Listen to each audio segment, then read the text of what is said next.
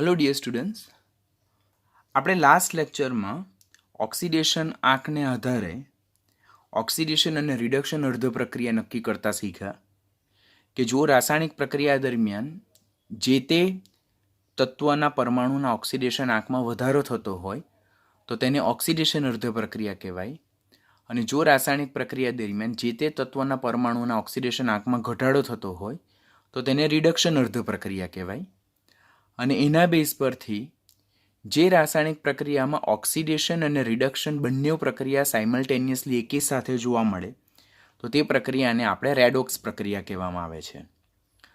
હવે જે પ્રક્રિયામાં કોઈ પણ તત્વના પરમાણુના ઓક્સિડેશન આંકમાં વધારો કે ઘટાડો નોંધાતો નથી, દેટ મીન્સ જે તે તત્વના પરમાણુના ઓક્સિડેશન આંકમાં કોઈ પણ ફેરફાર થતો નથી, તો તેને કઈ પ્રક્રિયા કહેવામાં આવે છે? નોન રેડોક્સ રિએક્શન કહેવામાં આવે છે. એટલે ઓક્સિડેશન આંકમાં થતા વધારા અને ઘટાડાને આધારે આપણે ઓક્સિડેશન અને રિડક્શન અર્ધ પ્રક્રિયા નક્કી કરી, એના બેઝ પરથી રેડોક્સ પ્રક્રિયા છે કે નહીં તે નક્કી કરી, અને એ આપણે પ્રેક્ટિસ કર્યું. કેટલા એક્ઝામ્પલ લઈને? ઓલમોસ્ટ 35 એક્ઝામ્પલ લઈને આપણે સોલ્વ કર્યું છે. તેમાં લગભગ 20 કે 21 જેટલા મેં તમને લેક્ચરમાં સમજાવ્યા છે, બાકીના મેં તમને એક્ઝામ એટલે કે જાતે સોલ્વ કરવા માટે આપ્યા છે. એટલે કુલ જો આપણે 35 રિએક્શનમાં ઓક્સિડેશન આંકને આધારે જો પ્રેક્ટિસ કરીએ તો આપણને રાસાયણિક પ્રક્રિયા રેડોક્સ પ્રક્રિયા ઇન્વોલ્વ કરે છે કે નહીં તેના આધારે એની ક્લિયર કટ આઈડિયા મળી જાય. તો એ ટોપિક તમારો પરફેક્ટલી રેડી થઈ ગયો હશે, અને અત્યાર સુધીના MCQ ઓલરેડી મેં તમને લેક્ચરમાં હોમવર્ક સેશનમાં મૂકેલું છે, તો એ તમારે MCQ આપણી જે ફિનિક્સ બુક છે તેમાંથી સોલ્વ કરવાનું છે. જે સમયે દીકરાઓ જેટલા MCQ આપવામાં આવે છે તે પરફેક્ટલી સોલ્વ થઈ જ જવા જોઈએ, એમાં કોઈ પણ જાતની આળસ નહીં કરવાની, બિકોઝ જેટલું વધારે MCQ સોલ્વ કરશો તેટલું જ આ ચેપ્ટરમાં તમારી વધારે ને વધારે ગ્રીપ આવશે. હું તમને 2 સમીકરણ સમજાવું ને તમે 2 સમીકરણ લઈને બેસી રહેશો તો ડેફિનેટલી તમારી ગ્રીપ આ ચેપ્ટરમાં નહીં આવે. એટલા માટે આ ચેપ્ટર માટે તો you have to do maximum practice by MCQ solving. એટલે ફિનિક્સમાં ઓલરેડી મેં તમને અલોકેટ નંબર આપેલા છે MCQના, તો તે પરફેક્ટ કરી નાખજો. જ્યાં નહીં સમજ પડે ત્યાં ક્વેશ્ચન માર્ક કરવાનું. જ્યારે પાછા ભેગા થશું ક્લાસમાં ત્યારે એની ડિફિકલ્ટી સોલ્વ કરશું. હવે આજે આપણે નવો ટોપિક સ્ટાર્ટ કરવાના છે, that is topic number 8.3.1 redox પ્રક્રિયાના પ્રકારો. It is one of the very important concept for your NEET exam. એટલે આ ટોપિકને ખૂબ ધ્યાનથી કરજો. ને આમાં ઘણા બધા એક જ ટોપિકમાં બીજા ઘણા બધા ઇમ્પોર્ટન્ટ કન્સેપ્ટ ઇન્વોલ્વ થાય છે, તો પ્લીઝ ટોપિકને ધ્યાનથી લર્ન કરશું. રેડોક્સ પ્રક્રિયાના પ્રકાર જોઈએ તો રેડોક્સ પ્રક્રિયાના જનરલી 8 પ્રકાર છે. ટેક્સ્ટબુકમાં 4 જ આપ્યા છે, પણ આપણે કુલ 8 કરવાના છે. પહેલું જોઈએ તો સંયોગીકરણ પ્રક્રિયાઓ, જેને કોમ્બિનેશન રિએક્શન કહેવામાં આવે છે. પહેલાં આપણે બધી પ્રક્રિયાના નામ સમજી લઈએ, પછી ઇન્ડિવિજ્યુઅલ પ્રક્રિયાને આપણે ધીમે ધીમે લર્ન કરતા જશું. આજના લેક્ચરમાં થોડીક કરશું અને નેક્સ્ટ લેક્ચરમાં થોડીક કરશું. પહેલું જે છે તેને સંયોગીકરણ પ્રક્રિયાઓ કહેવાય, જેને જ કોમ્બિનેશન રિએક્શન કહેવાય. સેકન્ડ છે તેને ડીકમ્પોઝિશન રિએક્શન કહેવાય, જેને વિઘટન પ્રક્રિયાઓ કહેવાય. ત્રીજું છે વિસમીકરણ પ્રક્રિયાઓ, જેને ડિસપ્રોપિયોનેશન રિએક્શન કહેવાય. વેરી મોસ્ટ ઇમ્પોર્ટન્ટ રિએક્શન, વારંવાર પૂછાય જ. ચોથું છે comproportionation reaction, that is also very most important. Fifth one છે ઇન્ટરમોલેક્યુલર રેડોક્સ રિએક્શન, એટલે આંતરઆણવીય રેડોક્સ પ્રક્રિયા. છઠ્ઠું છે ઇન્ટ્રામોલેક્યુલર રેડોક્સ રિએક્શન, જેને આંતઃઆણવીય રેડોક્સ પ્રક્રિયા કહેવાય. સાતમું છે ડિસ્પ્લેસમેન્ટ રિએક્શન, જેને વિસ્થાપન પ્રક્રિયાઓ કહેવામાં આવે. આ વિસ્થાપન પ્રક્રિયાઓ પાછી 2 પ્રકારની છે. એક તો મેટલ ડિસ્પ્લેસમેન્ટ રિએક્શન, એટલે કે ધાતુ વિસ્થાપન પ્રક્રિયા, અને સેકન્ડ છે નોન મેટલ ડિસ્પ્લેસમેન્ટ રિએક્શન, જેને અધાતુ વિસ્થાપન પ્રક્રિયા કહેવાય. તે પણ પાછું 2 પાર્ટમાં ડિવાઈડ થયેલું છે. ધાતુ વડે અધાતુનું વિસ્થાપન અને વધુ સક્રિય અધાતુ વડે ઓછી સક્રિય અધાતુનું વિસ્થાપન. શું કહેવા માંગે છે તે ઇન્ડિવિજ્યુઅલ ટોપિકમાં આપણે ડિટેલમાં શીખવાના જ છે, so you should not worry about it. અને આઠમું જે છે તેને ઓટો ઓક્સિડેશન કહેવામાં આવે ઓર ઇન્ડ્યુસ ઓક્સિડેશન કહેવામાં આવે. તો આમ રેડોક્સ પ્રક્રિયાના કુલ કેટલા પ્રકાર છે? કુલ 8 પ્રકાર. પહેલું સંયોગીકરણ પ્રક્રિયા, બીજું વિઘટન પ્રક્રિયાઓ, ત્રીજું વિસમીકરણ પ્રક્રિયાઓ, ચોથું કોનપ્રોપનેશન રિએક્શન, પાંચમું આંતરાણવીય રેડોક્સ પ્રક્રિયા, છઠ્ઠું આંતઃઆણવીય રેડોક્સ પ્રક્રિયા, સાતમું વિસ્થાપન પ્રક્રિયા, તેમાં પણ ધાતુ વિસ્થાપન પ્રક્રિયા, અધાતુ વિસ્થાપન પ્રક્રિયા, અને આઠમું જે છે તે ઓટો ઓક્સિડેશન રિએક્શન, જેને જ આપણે ઇન્ડ્યુસ ઓક્સિડેશન કહીશું. એટલે પહેલાં આખો ટોપિક લર્ન કરવા પહેલાં આપણને આ 8 રેડોક્સ પ્રક્રિયાના પ્રકાર પહેલાં આપણને થરલી યાદ રહી જવા જોઈએ. તો એના બેઝ પરથી આગળ આપણે કેવી રીતે ટૂંકનોંધને સમજવાની તે આપણને વધારે ક્લિયર થતું જાય. તો પહેલાં ટૂંકનોંધની શરૂઆતમાં તમને આ 8 રેડોક્સના પ્રક્રિયાના પ્રકારો યાદ રહેવા જોઈએ. હવે રેડોક્સ પ્રક્રિયાનો પહેલો પ્રકાર, જેને આપણે સંયોગીકરણ પ્રક્રિયાઓ કહીએ ઓર કોમ્બિનેશન રિએક્શન કહીએ. પહેલાં તો આપણને શું સમજ પડવું જોઈએ કે સંયોગીકરણ કોમ્બિનેશન એટલે શું. તો આપણે ઓલરેડી ચેપ્ટર નંબર 1માં શીખેલા છે કે સપોઝ અહીંયા આપણી પાસે એ અને બી સંયોજાઈને શું બનાવે છે? સી બનાવે છે. એ અને બી સંયોજાઈને શું બનાવે છે? સી બનાવે છે. તો એને શું કહેવાય? સંયોગીકરણ પ્રક્રિયા. એટલે કમ્બાઈન એટલે એકબીજા સાથે જોડાવું, બરાબર, એકબીજા સાથે પ્રક્રિયા અનુભવવું. આ જે એ અને બી છે, તો તે ક્યાં બે જુદા જુદા પરમાણુઓ છે, ક્યાં તેઓ બે જુદા જુદા અણુઓ છે. તો એ અને બી જેવા બે જુદા જુદા પરમાણુઓ ઓર અણુઓ એકબીજા સાથે સંયોજાઈને ત્રીજો અણુ બનાવે છે, જેને આપણે શું કહીએ છીએ? સી કહીએ છીએ. એટલે પહેલા તો કોમ્બિનેશન રિએક્શન એટલે શું? તો જે પ્રક્રિયાઓ ઓર એવી પ્રક્રિયાઓ જેમાં બે પરમાણુઓ ઓર બે અણુઓ એકબીજા સાથે સંયોજાઈને ત્રીજો અણુ બનાવે છે, તેને શું કહેવામાં આવે છે? સંયોગીકરણ પ્રક્રિયા, એટલે કોમ્બિનેશન રિએક્શન કહેવાય. હવે આ કોમ્બિનેશન રિએક્શન રેડોક્સ રિએક્શન ક્યારે થઈ શકે? કે જ્યારે એમાં સંયોજાતા એટલે સંયોગીકરણ પામતા એટલે કે કોમ્બિનેશન પામતા રિએક્ટન્ટ જે છે એ અને બી, તો ક્યાં આ બંને પ્રક્રિયકો એલિમેન્ટલ સ્ટેટમાં હોય, બરાબર, એલિમેન્ટલ સ્ટેટમાં એટલે કે તત્વ સ્વરૂપમાં હોય, ક્યાં એ ઓર બી બેમાંથી કોઈ એક એલિમેન્ટલ સ્ટેટમાં હોય. એટલે સંયોગીકરણ પ્રક્રિયાઓ રેડોક્સ પ્રક્રિયા ક્યારે બને? કે જ્યારે એ और बी और ए અને બી બંને કયા સ્વરૂપમાં હોય? તત્વ સ્વરૂપમાં હોય. તત્વ સ્વરૂપમાં હોય એટલે કે એલિમેન્ટલ સ્ટેટમાં હોય. કયા સ્ટેટમાં હોય? એલિમેન્ટલ સ્ટેટમાં હોય. તો ત્યારે સંયોગીકરણ પ્રક્રિયાને શું કહેવામાં આવે છે?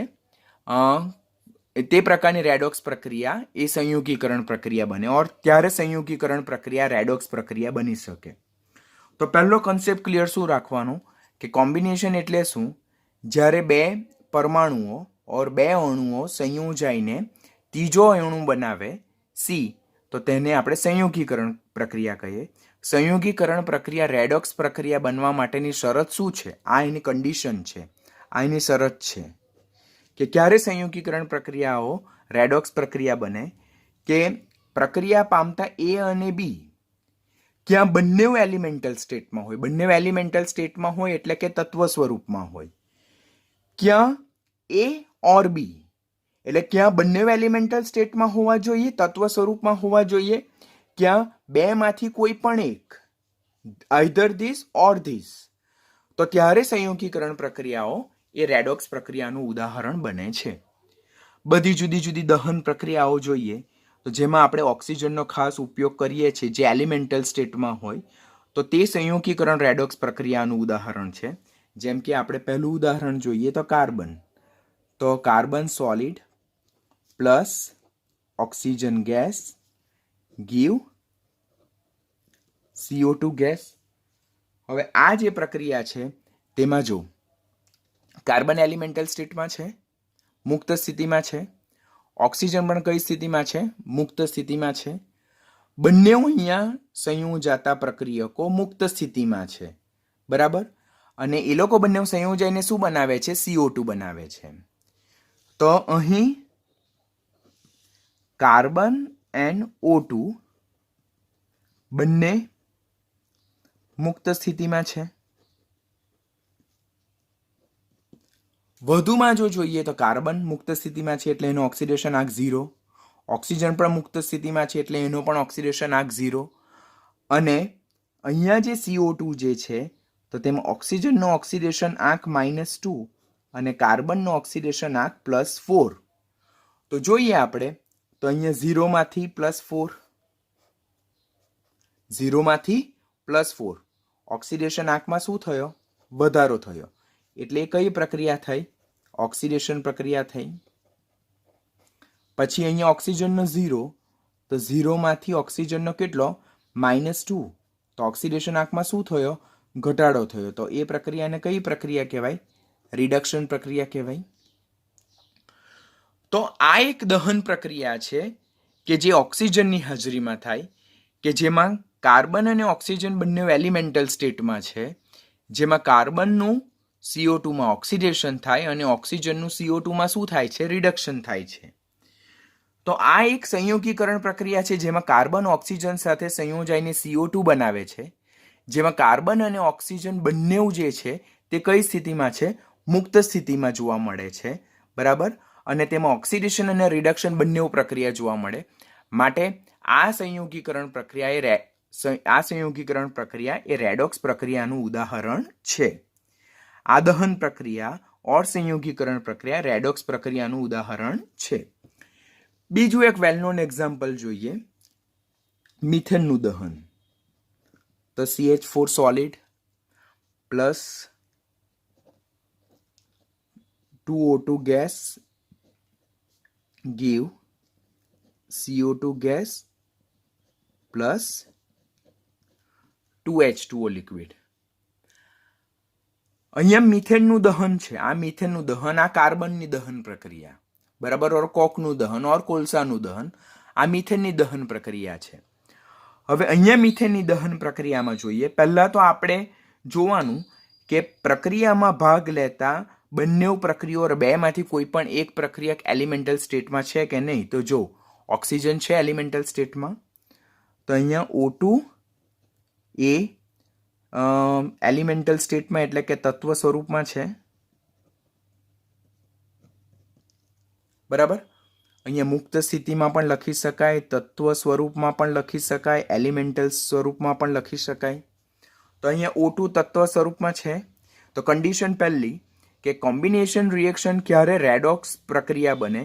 કે જ્યારે પ્રક્રિયામાં ભાગ લેતા બંને પ્રક્રિયકોમાંથી મિનિમમ કોઈ એક પ્રક્રિયક એલિમેન્ટલ સ્ટેટમાં હોય. તો અહીંયા ઓક્સિજન એલિમેન્ટલ સ્ટેટમાં છે. હવે આપણે ઓક્સિડેશન આંક લખીએ. તો અહીંયા હાઇડ્રોજનનો +1, તો કાર્બનનો -4 આવે. હવે તો ફટાફટ ગણાય ને આપણાથી. ઓક્સિજનનો 0, ઓક્સિજનનો -2, કાર્બનનો +4, હાઇડ્રોજનનો +1 અને ઓક્સિજનનો -2. જો આપણે જોઈએ પ્રક્રિયામાં, તો અહીંયા કાર્બનનો ઓક્સિડેશન આંક -4 છે, અહીંયા કાર્બનનો ઓક્સિડેશન આંક +4 છે. તો -4 to +4 એટલે ઓક્સિડેશન આંકમાં વધારો થયો. તો આ પ્રક્રિયાને આપણે શું કહીએ? ઓક્સિડેશન પ્રક્રિયા કહીએ. અહીંયા ઓક્સિજનનો 0 છે, અહીંયા ઓક્સિજનનો -2 છે. તો 0 માંથી -2 એટલે ઓક્સિડેશન આંકમાં શું થયો? ઘટાડો થયો. અને એને કઈ પ્રક્રિયા કહેવાય? રિડક્શન પ્રક્રિયા કહેવાય. તો આપેલ પ્રક્રિયા દરમિયાન ઓક્સિડેશન અને રિડક્શન બંને પ્રક્રિયા ઇન્વોલ્વ છે, એટલે રેડોક્સ પ્રક્રિયાનું ઉદાહરણ છે. આપેલ પ્રક્રિયા દરમિયાન ઓક્સિડેશન અને રિડક્શન બંને ઇન્વોલ્વ છે, માટે રેડોક્સ પ્રક્રિયાનું ઉદાહરણ છે. વધુમાં વધુ પ્રક્રિયામાં ભાગ લેતા બંને પ્રક્રિયકો પૈકીનું એક પ્રક્રિયક એલિમેન્ટલ સ્ટેટમાં છે, તત્વ સ્વરૂપમાં છે. તો આ જે દહન પ્રક્રિયા જે છે તે સંયોગીકરણ પ્રક્રિયાનું ઉદાહરણ છે. આના બેઝ પરથી આપણે લખી શકીએ, આમ કાર્બન અને મિથેન ઓર આપણે કોઈ પણ લખીએ હાઇડ્રોકાર્બન નું ઓક્સિજનની હાજરીમાં દહન એ સંયોગીકરણ કાર્બન, એટલે અહીંયા કાર્બન તરીકે કોક પણ આવી શકે અને કોલસો પણ આવી શકે. કાર્બન ઓર કોક ઓર કોલસો અને મિથેન જેવા અન્ય કોઈ પણ હાઇડ્રોકાર્બનનું ઓક્સિજનની હાજરીમાં દહન એ કોનું ઉદાહરણ છે? સંયોગીકરણ રેડોક્સ પ્રક્રિયાનું ઉદાહરણ છે. કોનું ઉદાહરણ છે? સંયોગીકરણ રેડોક્સ પ્રક્રિયાનું ઉદાહરણ. આ તમારે યાદ રાખવાનું. ક્વેશ્ચન પૂછાય કે મિથેનનું ઓક્સિજનની હાજરીમાં દહન એ નીચેનામાંથી કઈ રેડોક્સ પ્રક્રિયાનું ઉદાહરણ છે? તો એ સંયોગીકરણ રેડોક્સ પ્રક્રિયાનું ઉદાહરણ છે. બરાબર. પછી બીજું આપણે એક એક્ઝામ્પલ લઈએ કે અહીંયા આપણે બધી પ્રક્રિયામાં ઓક્સિજન લીધો. હવે ઓક્સિજનને લીધે અન્ય કોઈ જો આપણે તત્વો લઈએ, બરાબર, કે જે એલિમેન્ટલ સ્ટેટમાં હોય, તો તે પણ આપણું સંયોગીકરણ પ્રક્રિયાનું ઉદાહરણ બની શકે, જેનું વેલ નોન ઉદાહરણ છે મેગ્નેશિયમ. તો મેગ્નેશિયમની જ્યારે નાઇટ્રોજન વાયુની હાજરીમાં પ્રક્રિયા થાય તો એમાંથી આપણું સંયોજન બને છે મેગ્નેશિયમ નાઇટ્રાઇડ. કયું સંયોજન બને? Magnesium nitride. આ આપણને કેવી રીતે ખબર પડે? તો Mg+2 અને નાઇટ્રાઇડ એટલે N-3. તો અહીંયા -3 હોય તો અહીંયા 2, અહીંયા +2 તો અહીંયા 3, એટલે એના બેઝ પરથી વેલેન્સી સેટિસ્ફાય થાય. તો આમ મેગ્નેશિયમનું જ્યારે નાઇટ્રોજનની હાજરીમાં દહન પ્રક્રિયા થાય, કઈ પ્રક્રિયા? દહન પ્રક્રિયા થાય, તો એમાંથી મેગ્નેશિયમ નાઇટ્રાઇડ બને છે. હવે રિએક્શનને બેલેન્સ કરું તો અહીંયા મેગ્નેશિયમ 3 છે, તો મારે અહીંયા 3 પ્લેસ કરવા પડે. તો આ મેગ્નેશિયમનું ઓક્સિજનની હાજરીની જગ્યાએ અહીંયા મેં નાઇટ્રોજન લીધું, તો નાઇટ્રોજનની હાજરીમાં દહન લીધું. તો આ સંયોગીકરણ પ્રક્રિયાનું ઉદાહરણ છે કે નહીં તે આપણે ચેક કરીએ. તો પહેલાં જો પ્રક્રિયામાં ભાગ લેતા બંને પ્રક્રિયકો પૈકી કોઈ પણ એક પ્રક્રિયક એલિમેન્ટલ સ્ટેટમાં છે કે નહીં? તો જો બંને જ એલિમેન્ટલ સ્ટેટમાં છે, બીકોઝ આનો ઓક્સિડેશન આંક પણ 0 છે અને આનો ઓક્સિડેશન આંક પણ 0 છે. બંને પ્રક્રિયા પામે છે, સંયોજાય છે અને મેગ્નેશિયમ નાઇટ્રાઇડ બનાવે, જેમાં મેગ્નેશિયમ તો સમૂહ 2 નું તત્વ એટલે એનું ઓક્સિડેશન આંક હંમેશા +2 અને નાઇટ્રાઇડ છે, બરાબર. તો અહીંયા મેગ્નેશિયમનો જો હું 2 લેઉં તો નાઇટ્રોજનનો મને કેટલો મળે ઓક્સિડેશન આંક? -3, બીકોઝ મેગ્નેશિયમ નાઇટ્રાઇડ બોલીએ તો નાઇટ્રાઇડ આયન હોય તો એનો ઓક્સિડેશન આંક કેટલો હોય? -3 હોય. હવે આપણે ચેક કરીએ તો અહીંયા મેગ્નેશિયમનું 0 માંથી +2 માં શું થાય છે? ઓક્સિડેશન થાય છે. જ્યારે નાઇટ્રોજનનું 0 માંથી -3 માં રિડક્શન થાય છે. આમ મેગ્નેશિયમનું નાઇટ્રોજનની હાજરીમાં જે દહન છે તે પણ સંયોગીકરણ રેડોક્સ પ્રક્રિયાનું ઉદાહરણ છે. શું? મેગ્નેશિયમનું નાઇટ્રોજનની હાજરીમાં દહન એ પણ કોનું ઉદાહરણ છે? સંયોગીકરણ રેડોક્સ પ્રક્રિયાનું ઉદાહરણ છે.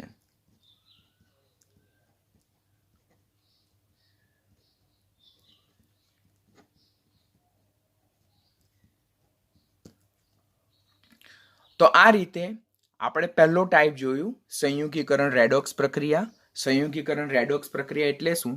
કે પ્રક્રિયામાં ભાગ લેતા બે પ્રક્રિયકોમાંથી મિનિમમ એક પ્રક્રિયક એલિમેન્ટલ સ્ટેટમાં મુક્ત સ્થિતિમાં તત્વ સ્વરૂપે હોવું જોઈએ અને પ્રક્રિયા દરમિયાન જે તે તત્વોના પ્રક્રિયકોમાં ના ઓક્સિડેશન આંકમાં વધારો ઘટાડો બંને થતો હોવો જોઈએ, એટલે ઓક્સિડેશન અને રિડક્શન બંને થતું હોવું જોઈએ. તો એ પ્રકારની પ્રક્રિયાને આપણે શું કહીએ છીએ? સંયોગીકરણ રેડોક્સ પ્રક્રિયા કહેવાય છે. બરાબર. હવે અહીંયા ઓક્સિજનની જગ્યાએ આપણે નાઇટ્રોજન જેવા અન્ય તત્વો પણ જો એલિમેન્ટલ સ્ટેટમાં લઈએ તો પણ એ સંયોગીકરણ પ્રક્રિયા એ રેડોક્સ પ્રક્રિયાનો રોલ ભજવી શકે છે. હવે બીજો પ્રકાર જેને વિઘટન પ્રક્રિયાઓ ડીકમ્પોઝિશન રિએક્શન કહેવામાં આવે. વિઘટન પ્રક્રિયાઓ એ સંયોગીકરણ પ્રક્રિયાથી કેવી પ્રક્રિયા છે? વિરુદ્ધ પ્રક્રિયા છે. સંયોગીકરણ પ્રક્રિયામાં શું જોયું આપણે?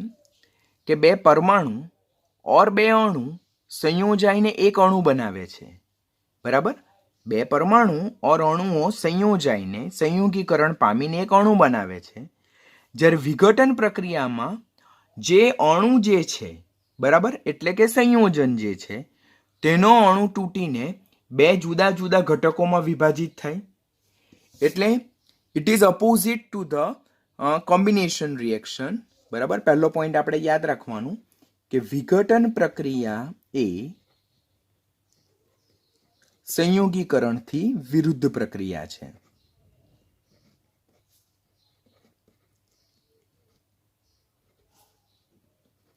વિઘટન પ્રક્રિયા એ સંયોગીકરણથી કેવી પ્રક્રિયા છે?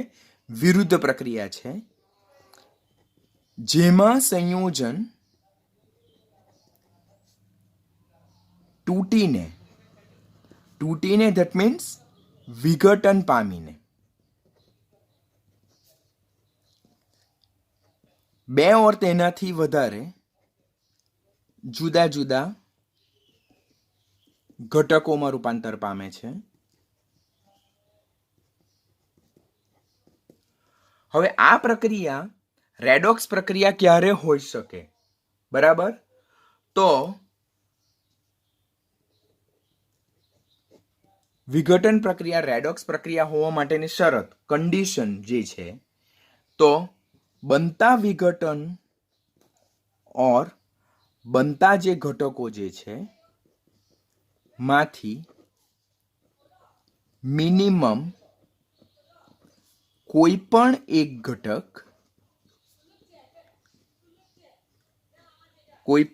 ઘટક કયા અવસ્થામાં હોવો જોઈએ? તત્વ અવસ્થામાં હોવો જોઈએ. તત્વ અવસ્થામાં એટલે કે એલિમેન્ટલ સ્ટેટમાં હોવો જોઈએ.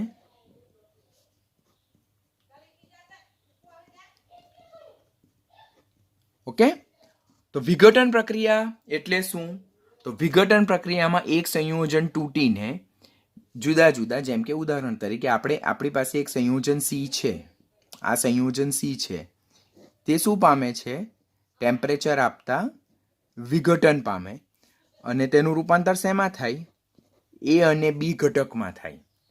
તો આ પ્રક્રિયાને શું કહેવાય? વિઘટન પ્રક્રિયા કહેવાય, જેમાં કોઈ એક સંયોજન વિઘટન પામે, તૂટીને બે જુદા જુદા ઘટકોમાં રૂપાંતર પામે.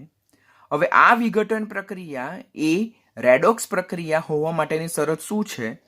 તો બનતા જે બે ઘટકો છે, ક્યાં બંને ઘટકો, ક્યાં મિનિમમ બે માંથી એક, એટલે એ અને બી બંને એલિમેન્ટલ સ્ટેટમાં તત્વ સ્વરૂપમાં મુક્ત સ્થિતિમાં હોય તો ચાલે, ઓર બે માંથી મિનિમમ કોઈ એક પણ એલિમેન્ટલ સ્ટેટમાં હોવું જરૂરી છે.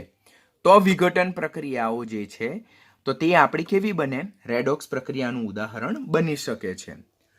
જો આપણે વન બાય વન ઉદાહરણ જોઈએ તો પહેલું ઉદાહરણ જે છે તો તે છે પાણીનું વિઘટન.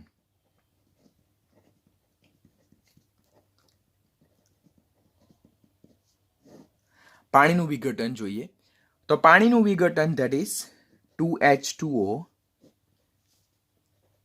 upon decomposition will give you 2H2 gas plus O2 gas. અહીંયા પાણી કઈ સ્થિતિમાં છે? લિક્વિડ સ્ટેટમાં છે. હવે ઓક્સિડેશન આંક લખવાનું. આ વિઘટન પ્રક્રિયા છે કે નહીં તે પહેલા ચેક કરો. જો કે અહીંયા સંયોજનનું, બરાબર, સંયોજનને ગરમ કરતા તેનું વિઘટન થઈને એમાંથી બે જુદા જુદા જે ઘટકો બને છે તે બંને એલિમેન્ટલ સ્ટેટમાં છે, જો મુક્ત સ્થિતિમાં છે. શા માટે મુક્ત સ્થિતિમાં છે? બીકોઝ એમનું ઓક્સિડેશન આંક જો 0 છે.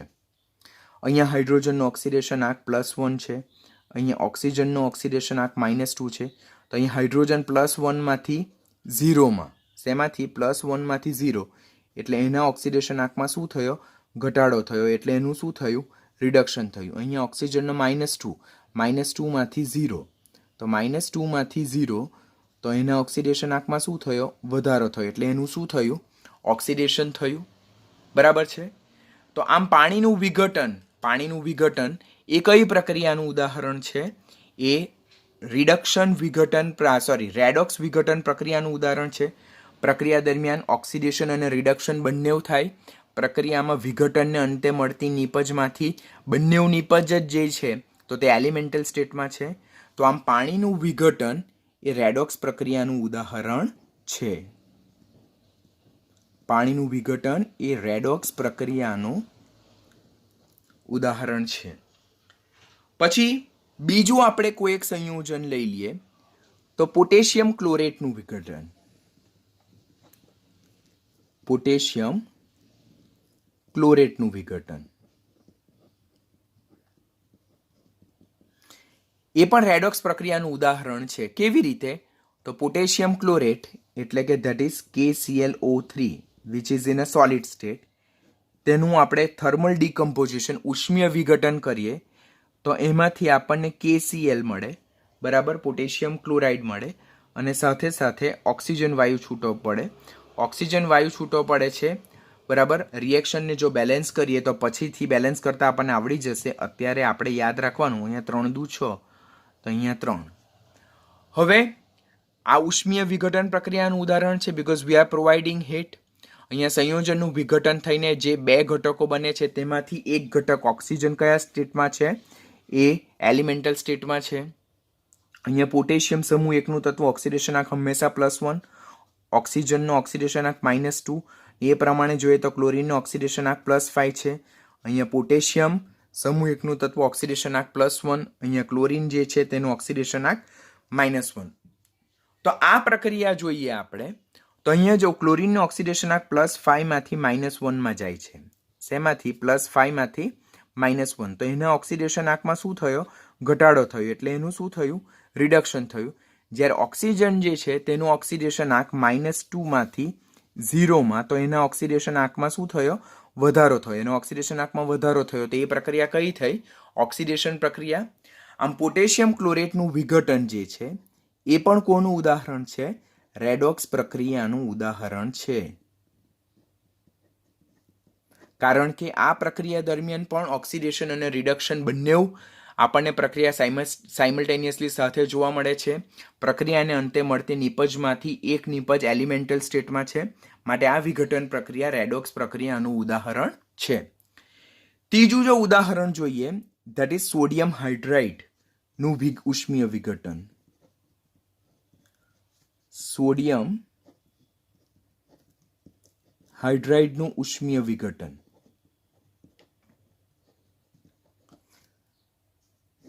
Sodium hydride, that is 2NaH, upon thermal decomposition will give you 2Na solid plus H2 gas. ચાલો અહીંયા સંયોજન કોણ છે? Sodium hydride. સોડિયમ હાઇડ્રાઇડ તેનું ઉષ્મીય વિઘટન થાય ને એમાંથી સોડિયમ ધાતુ છૂટી પડે અને હાઇડ્રોજન ગેસ છૂટો પડે. બંને એલિમેન્ટલ સ્ટેટમાં છે, મુક્ત સ્થિતિમાં છે, જો ફ્રી સ્ટેટમાં છે, બરાબર. તો બંનેનું ઓક્સિડેશન આંક 0. કન્ડિશન શું? વિઘટન પ્રક્રિયામાં બનતી નિપજમાંથી મિનિમમ એક નિપજ કઈ સ્થિતિમાં હોવી જોઈએ? એલિમેન્ટલ સ્ટેટમાં હોવી જોઈએ. તો એલિમેન્ટલ સ્ટેટમાં બંને નિપજ છે, મિનિમમ એક હોવી જોઈએ. અહીંયા તો બંને છે. વધુમાં સોડિયમ સમૂહ એકનું તત્વ, તો ત્યારે એનું ઓક્સિડેશન આંક હંમેશા +1 સાથે હાઇડ્રોજનનો -1. તો અહીંયા સોડિયમનું +1 માંથી 0 એના ઓક્સિડેશન આંકમાં ઘટાડો થાય એટલે એનું થાય રિડક્શન. જ્યારે હાઇડ્રોજનનો -1 માંથી 0 તો -1 માંથી 0 એટલે એના ઓક્સિડેશન આંકમાં શું થયો? વધારો થયો. એટલે એનું શું થયું? ઓક્સિડેશન થયું. તો આપેલ પ્રક્રિયા દરમિયાન ઓક્સિડેશન રિડક્શન બંને જોવા મળે, માટે સોડિયમ હાઇડ્રાઇડનું ઉષ્મીય વિઘટન એ રેડોક્સ પ્રક્રિયાનું ઉદાહરણ છે. રેડોક્સ પ્રક્રિયાનું ઉદાહરણ છે. તો આના બેઝ પરથી આપણને એક ક્વેશ્ચન આપણા માઇન્ડમાં એ જનરેટ થાય કે શું સર બધી જ વિઘટન પ્રક્રિયા જે છે, બધી જ વિઘટન પ્રક્રિયા જે છે તો તે રેડોક્સ પ્રક્રિયા છે? એટલે બધી જ વિઘટન પ્રક્રિયા રેડોક્સ પ્રક્રિયાનું ઉદાહરણ હોઈ શકે? ના, એવું શક્ય નથી. તો અહીંયા એક પોઈન્ટ આપણે ખાસ યાદ રાખવાનું, એવું જરૂરી નથી કે બધી જ વિઘટન પ્રક્રિયા રેડોક્સ પ્રક્રિયાનું ઉદાહરણ હોઈ શકે. બધી જ વિઘટન પ્રક્રિયા રેડોક્સ પ્રક્રિયા હોય એવું જરૂરી નથી. તો આપણને એમ થાય સર કેમ એવું જરૂરી નથી? Why it is not happen so? એવું કેમ શક્ય નથી? તો આપણે ચોથું ઉદાહરણ જોઈએ એમાં. તો લાઇમસ્ટોનનું વિઘટન. કોનું વિઘટન?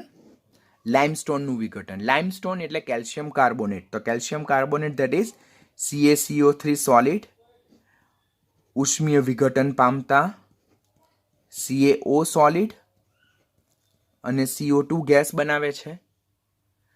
આ લાઇમસ્ટોન છે. આ કોણ છે? લાઇમસ્ટોન. લાઇમસ્ટોન એટલે CaCO3.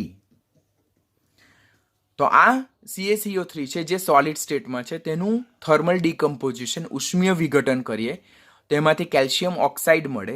આ કેલ્શિયમ ઓક્સાઇડ જે મળે તેને શું કહેવામાં આવે છે? ક્વિકલાઇમ. એને શું કહેવાય? ક્વિકલાઇમ. એને જ કડી ચૂનો કહેવાય. કડી ચૂનો ખાસ યાદ રાખજો. આ રિએક્શન બહુ કામનું છે તમારા માટે. હવે પહેલા તો આ વિઘટન પ્રક્રિયા દરમિયાન જે મળતી બે નિપજ છે તેમાંથી કોઈ પણ નિપજ એલિમેન્ટલ સ્ટેટમાં નથી. બરાબર? કોઈ પણ નિપજ એલિમેન્ટલ સ્ટેટમાં નથી. બરાબર? મુક્ત સ્થિતિમાં નથી, ફ્રી તત્વ સ્થિતિમાં નથી. એટલે રેડોક્સ પ્રક્રિયા આપણે શું જોયું કે વિઘટન પ્રક્રિયા રેડોક્સ પ્રક્રિયા ક્યારે હોઈ શકે? જ્યારે બનતી નિપજમાંથી કોઈ પણ એક નિપજ એલિમેન્ટલ સ્ટેટમાં હોય ત્યારે. તો આ વિઘટન પ્રક્રિયા છે.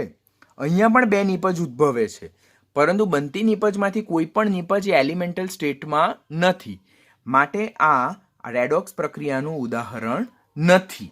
તો એ આપણે રેડોક્સ પ્રક્રિયાનું ઉદાહરણ નથી તે આપણે કેવી રીતે નક્કી કરી શકીએ? તો ઓક્સિડેશન આંકને આધારે. કેવી રીતે? તો કેલ્શિયમ સમૂહ 2 નું તત્વ, તેનું ઓક્સિડેશન આંક +2. ઓક્સિજન એ વિદ્યુત ઋણમય તત્વ એટલે કે એનો -2. ને એ પ્રમાણે જો જોઈએ તો અહીંયા કાર્બનનો ઓક્સિડેશન આંક +4 આવે, પછી અહીંયા Ca નો +2 આવે, ઓક્સિજનનો -2 આવે. બરાબર છે? ખબર પડે છે ને? Ca નો +2, ઓક્સિજનનો -2, અહીંયા કાર્બનનો +4 અને ઓક્સિજનનો -2.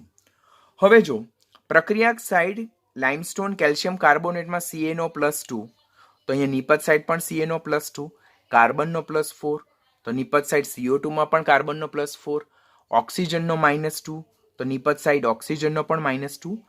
માટે આપેલ વિઘટન પ્રક્રિયા દરમિયાન કોઈ પણ પરમાણુના કોઈ પણ તત્વના પરમાણુમાં ઓક્સિડેશન આંકમાં કોઈ પણ જાતનો ફેરફાર થતો નથી. માટે આપેલ પ્રક્રિયા એ વિઘટન પ્રક્રિયાનું ઉદાહરણ છે, પરંતુ એ રેડોક્સ પ્રક્રિયાનું ઉદાહરણ નથી. ખાસ યાદ રાખવું. એ રેડોક્સ પ્રક્રિયાનું ઉદાહરણ નથી. એટલે આપણે એવું જસ્ટિફાઈ નહીં કરી શકીએ કે બધી જ રેડોક્સ પ્રક્રિયા, બધી જ વિઘટન પ્રક્રિયા રેડોક્સ હોય. You need two remember the statement. બધી જ વિઘટન પ્રક્રિયા રેડોક્સ પ્રક્રિયા હોય એવું જરૂરી નથી, એવું શક્ય નથી. જે લાઇમસ્ટોન એટલે કેલ્શિયમ કાર્બોનેટના વિઘટન દ્વારા આપણે ખૂબ જ સારી રીતે સમજી શકીએ છીએ. નાઉ type 5 of redox reaction, that is intermolecular redox reaction, જેને જ આંતરઆણવીય રેડોક્સ પ્રક્રિયા કહેવાય. હવે આંતરઆણવીય રેડોક્સ પ્રક્રિયા એ સામાન્ય રેડોક્સ પ્રક્રિયાનું ઉદાહરણ જ છે કે જેમાં જે પ્રક્રિયામાં ભાગ લેતા જુદા જુદા પ્રક્રિયકોમાંથી કોઈ એક પ્રક્રિયકનો અણુ ઓર પરમાણુ ઓક્સિડેશન પામે, જ્યારે બીજો કોઈ એક અણુ ઓર પરમાણુ શું પામે છે? રિડક્શન પામે છે. બરાબર? તો આંતરઆણવીય રેડોક્સ પ્રક્રિયા એ સામાન્ય રેડોક્સ પ્રક્રિયા છે. આપણે અત્યાર સુધીમાં જેટલા રેડોક્સ પ્રક્રિયાના ઉદાહરણ જોયા તેમાં આપણે એવું જોયું છે કે એક પ્રક્રિયકનો અણુ ઓર પરમાણુ ઓક્સિડેશન પામે, જ્યારે બીજા પ્રક્રિયકનો અણુ ઓર પરમાણુ રિડક્શન પામે છે. તો that is such kind of reaction which is called as a intermolecular redox reaction. આપણે ઉદાહરણ જોશું તો વધારે ખ્યાલ આવશે. તો અહીંયા પોટેશિયમ આયોડાઇડ છે. બરાબર? તે પોટેશિયમ આયોડેટ સાથે હાઇડ્રોક્લોરિક એસિડની હાજરીમાં પ્રક્રિયા કરતા આયોડિન બનાવે છે, પોટેશિયમ ક્લોરાઇડ બનાવે છે અને પાણી બનાવે છે. તમારે રિએક્શન અત્યારે યાદ નથી રાખવાના. Just you need to know what you mean by intermolecular redox reaction. આપણને આ એક રિએક્શન આપેલું છે. હવે સમયનો બચાવ કરવા માટે અહીંયા ઓલરેડી મેં બધા જ પ્રક્રિયકની નીચે તેમના તત્વના પરમાણુના ઓક્સિડેશન આંક લખેલા છે કે જેમ કે પોટેશિયમ સમૂહ 1 નું તત્વ છે એટલે એનું ઓક્સિડેશન આંક +1, આયોડિન એ ઋણમય તત્વ તરીકે છે એટલે -1, પોટેશિયમનો +1 લઈએ, ઓક્સિજનનો -2 લઈએ એટલે આયોડિનનો +5 મળે, હાઇડ્રોજનનો +1 અને ક્લોરિનનો -1. આયોડિન મુક્ત સ્થિતિમાં છે એટલે એનું ઓક્સિડેશન આંક 0. અહીંયા K+1, ક્લોરિન -1, હાઇડ્રોજન +1 અને ઓક્સિજન -2. આ પ્રમાણે જોઈએ તો જે પોટેશિયમ આયોડાઇડ છે તેમાં આયોડિનનો ઓક્સિડેશન આંક -1 છે, જ્યારે નિપજ સાઇડ I2 જે છે તો તેમાં આયોડિનનો ઓક્સિડેશન આંક 0. તો જો અહીંયા -1 માંથી 0 એટલે ઓક્સિડેશન આંકમાં વધારો થયો, એટલે ઓક્સિડેશન થયું. કોનું ઓક્સિડેશન થયું? પોટેશિયમ આયોડાઇડના આયોડિનનું ઓક્સિડેશન થયું. હવે અહીંયા જે પોટેશિયમ આયોડેટ છે, આ આયોડાઇડ છે, આ આયોડેટ છે, બરાબર. તેમાં આયોડિનનું ઓક્સિડેશન આંક જો +5 છે, તો એ +5 માંથી 0 માં શું પામે છે? રિડક્શન પામે. જો અહીંયા આયોડિનનો ઓક્સિડેશન આંક +5 છે, અહીંયા આયોડિનનો ઓક્સિડેશન આંક 0 છે, તો +5 માંથી 0 માં એ શું પામે છે? રિડક્શન પામે, કારણ કે ઓક્સિડેશન આંકમાં શું થાય છે? ઘટાડો થાય. તો આપેલ પ્રક્રિયામાં બે જુદા જુદા પ્રક્રિયકો માંથી કોઈ એક પ્રક્રિયકનું ઓક્સિડેશન થાય, જ્યારે બીજા પ્રક્રિયકનું શું થાય છે? રિડક્શન થાય. તો it's a kind of simple redox reaction, જેને આંતરઆણવીય રેડોક્સ પ્રક્રિયા કહેવાય. આંતરઆણવીય એટલે જુદા જુદા અણુઓ રેડોક્સ પ્રક્રિયામાં ભાગ લે છે. એક અણુ ઓક્સિડેશન પામે તો બીજો અણુ શું પામે છે? રિડક્શન પામે, જે બીજો અણુ છે. આ એક અણુ ઓક્સિડેશન પામે તો બીજો કોઈ એક અણુ શું પામે છે? રિડક્શન પામે છે. એવું જ બીજું ઉદાહરણ જોઈએ આપણે તો એફીની ડાયહાઇડ્રેઝિન N2H4 સાથે જલીય માધ્યમમાં પ્રક્રિયા થતા એમોનિયમ અને ફેરસ હાઇડ્રોક્સાઇડ મળે છે. તો આમાં એફીનો ઓક્સિડેશન આંક 0 છે, અહીંયા એફીનો ઓક્સિડેશન આંક +2 છે. તો 0 માંથી +2 એટલે ઓક્સિડેશન આંકમાં વધારો, તો ઓક્સિડેશન થયું. કોનું ઓક્સિડેશન થયું? આયનનું ઓક્સિડેશન થયું. અહીંયા ડાયહાઇડ્રેઝિન જે છે N2H4 ને શું કહેવાય? ડાયહાઇડ્રેઝિન. N2H4 ને શું કહેવાય? ડાયહાઇડ્રેઝિન. યાદ રાખવાનું, ડાયહાઇડ્રેઝિન. તો તેમાં નાઇટ્રોજનનો ઓક્સિડેશન આંક -2, જ્યારે અહીંયા એમોનિયામાં નાઇટ્રોજનનો ઓક્સિડેશન આંક -3. તો જો અહીંયા -2 માંથી -3 એટલે ઓક્સિડેશન આંકમાં ઘટાડો થયો, એટલે રિડક્શન. તો અહીંયા Fe એ શું ઇન્ડિવિજ્યુઅલ પામે? ઓક્સિડેશન પામે, જ્યારે N2H4 એ શું પામે છે? રિડક્શન પામે છે. આમ પ્રક્રિયામાં ભાગ લેતા બે પ્રક્રિયકોમાંથી એક પ્રક્રિયક ઓક્સિડેશન પામે, જ્યારે બીજો પ્રક્રિયક રિડક્શન પામે, તો તેને આંતરઆણવીય રેડોક્સ પ્રક્રિયા કહેવાય. ત્રીજું પણ એક ઉદાહરણ સમજાવી દઉં, લાસ્ટ વન, કે અહીંયા NO3- એટલે નાઇટ્રેટ આયનની હાઇડ્રોજન સલ્ફાઇડ સાથે એસિડિક માધ્યમમાં પ્રક્રિયા થાય તો એમાંથી એમોનિયમ અને હાઇડ્રોજન સલ્ફેટ આયન ઉદ્ભવે છે. તો અહીંયા નાઇટ્રેટ આયનમાં ઓક્સિજનનો ઓક્સિડેશન આંક -2 લેતા નાઇટ્રોજનનો ઓક્સિડેશન આંક +5 મળે, જ્યારે અહીંયા એમોનિયમ આયનમાં નાઇટ્રોજનનો -3 મળે. હવે તો દીકરાઓ તમને ઓક્સિડેશન આંક ગણતા આવડતું છે ને? ઓક્સિડેશન આંક જો ગણતા આવડતું હશે તો જ આ વસ્તુ તમારા માટે ઇઝી થશે, otherwise it's become difficult for you. તો અહીંયા નાઇટ્રોજનનો +5 માંથી -3 એટલે એનો ઓક્સિડેશન આંકમાં ઘટાડો થાય, એટલે એનું રિડક્શન થયું. જ્યારે હાઇડ્રોજન સલ્ફાઇડમાં હાઇડ્રોજનનો જો હું +1 લેઉં તો સલ્ફરનો મને -2 મળે, તો -2 માંથી +6 એટલે એના ઓક્સિડેશન આંકમાં શું થયો? વધારો થયો. તો ઓક્સિડેશન આંકમાં વધારો થયો તો એનું થયું ઓક્સિડેશન. તો એક પ્રક્રિયકનું રિડક્શન થાય, બીજા પ્રક્રિયકનું ઓક્સિડેશન થાય. આમ બે જુદા જુદા પ્રક્રિયકો એ ઓક્સિડેશન અને રિડક્શન સ્વતંત્ર રીતે અનુભવે. આ એક પ્રક્રિયક સ્વતંત્ર રીતે રિડક્શન અનુભવે અને આ એક પ્રક્રિયક સ્વતંત્ર રીતે ઓક્સિડેશન અનુભવે. આમ પ્રક્રિયામાં ભાગ લેતા બે જુદા જુદા પ્રક્રિયકો ઇન્ડિવિજ્યુઅલી ઓક્સિડેશન અને રિડક્શન પામે, તો એ પ્રકારની રેડોક્સ પ્રક્રિયાને આપણે કેવી પ્રક્રિયા કહીએ છીએ? આંતરઆણવીય રેડોક્સ પ્રક્રિયા કહીએ છીએ. કેવી પ્રક્રિયા કહીએ છીએ? આંતરઆણવીય રેડોક્સ પ્રક્રિયા કહીએ છીએ. તો આમ આંતરઆણવીય રેડોક્સ પ્રક્રિયા એટલે શું? તો પ્રક્રિયામાં ભાગ લેતા બે જુદા જુદા પ્રક્રિયકોમાંથી કોઈ એક પ્રક્રિયક ઓક્સિડેશન અનુભવે અને એના સિવાયનો બીજો કોઈ એક પ્રક્રિયક રિડક્શન અનુભવે. આમ બંને જુદા જુદા પ્રક્રિયકો સ્વતંત્ર રીતે ઓક્સિડેશન અને રિડક્શન પ્રક્રિયા અનુભવે, તો એ પ્રકારની રેડોક્સ પ્રક્રિયાને આપણે આંતરઆણવીય રેડોક્સ પ્રક્રિયા કહીએ છીએ. હવે ઇન્ટ્રામોલેક્યુલર રેડોક્સ રિએક્શન એટલે શું? ઇન્ટ્રામોલેક્યુલર, પેલું ઇન્ટરમોલેક્યુલર હતું, આ ઇન્ટ્રામોલેક્યુલર છે. ડિફરન્સ જોજો, પેલું ઇન્ટર હતું, આ ઇન્ટ્રામોલેક્યુલર છે. પેલું આંતર હતું, આ આંતઃ છે, આંતઃ આણવીય રેડોક્સ પ્રક્રિયા.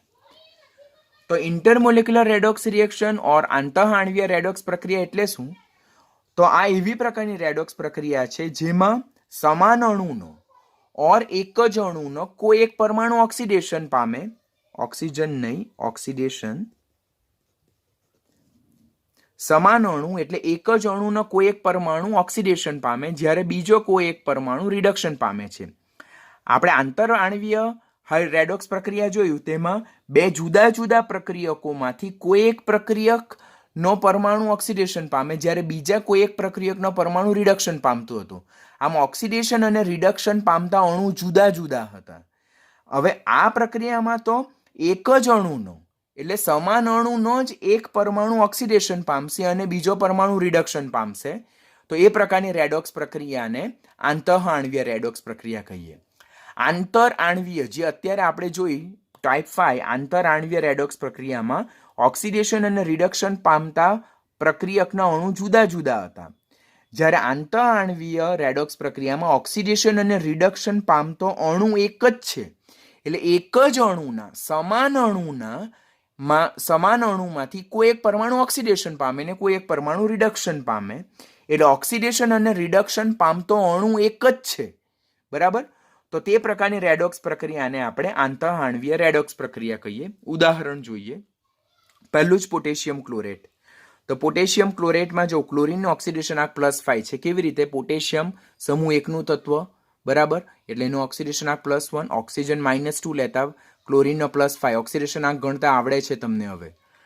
Potassium +1, chlorine -1. તો જો અહીંયા ક્લોરીનનો +5 માંથી -1 એટલે એના ઓક્સિડેશન આંકમાં શું થયો? ઘટાડો થયો. હવે એના ઓક્સિડેશન આંકમાં ઘટાડો થયો, બરાબર, એટલે એનું રિડક્શન થયું. હવે આ પ્રક્રિયા દરમિયાન ઓક્સિજન બી છૂટો પડે જે એલિમેન્ટલ સ્ટેટમાં છે, એટલે એનો ઓક્સિડેશન આંક કેવો લઈએ છીએ આપણે? 0 લઈએ છીએ. તો અહીંયા જો -2 માંથી 0 એટલે ઓક્સિજનનું શું થાય છે? અહીંયા ઓક્સિડેશન થાય છે. તો આ એક જ અણુ છે પોટેશિયમ ક્લોરેટ, તેમાંનો ક્લોરીન રિડક્શન અનુભવે જ્યારે તેમાંનો ઓક્સિજન ઓક્સિડેશન અનુભવે. આમ એક જ અણુ, સમાન અણુનો કોઈ એક પરમાણુ એ રિડક્શન અનુભવે, કોઈ એક પરમાણુ ઓક્સિડેશન અનુભવે. આમ ઓક્સિડેશન અને રિડક્શન પામતો અણુ એક જ છે. ખાલી એક જ અણુમાં રહેલા બે જુદા જુદા તત્વોના પરમાણુમાંથી કોઈ એક પરમાણુ ઓક્સિડેશન અનુભવે, કોઈ એક પરમાણુ રિડક્શન અનુભવે. તો તેને આંતઃઆણવીય રેડોક્સ પ્રક્રિયા કહેવાય. આંતરઆણવીયમાં ઓક્સિડેશન રિડક્શન પ્રક્રિયા અનુભવતા અણુ જુદા જુદા હતા, જ્યારે આમાં ઓક્સિડેશન રિડક્શન પ્રક્રિયા અનુભવતા અણુઓ એક જ અણુમાંથી છે. પછી Mn2O7, તેમાં ઓક્સિજનનો -2 લેતા Mn નો ઓક્સિડેશન આંક +7 આવે. MnO2 માં ઓક્સિજનનો -2 લેતા Mn નો +4 આવે. તો અહીંયા જો Mn નો +7 માંથી +4 એટલે ઓક્સિડેશન આંકમાં ઘટાડો થાય એટલે રિડક્શન થયું. આ પ્રક્રિયા દરમિયાન પણ ઓક્સિજન છૂટો પડે છે, એટલે કે -2 માંથી 0 તો ઓક્સિડેશન આંકમાં વધારો થયો તો ઓક્સિડેશન.